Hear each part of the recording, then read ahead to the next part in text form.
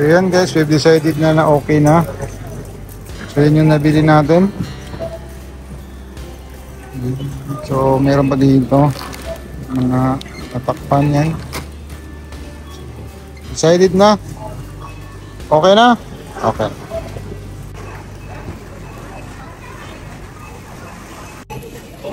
So guys, nag-grocery tayo ngayon. Ito yung ano natin, first grocery ngayong fall. Ayan, may nabili na naman. Gusto talaga magwaldas. Dami talaga nakikita. Siplak. Oh, ito yung grocery ng fall, ng autumn.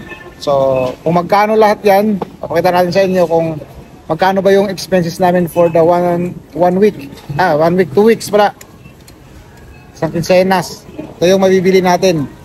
Normally, sa amin, sa side namin na hindi kami masyadong nagluluto ng gulay o ano. Yun yung kabuuan ng aming grocery.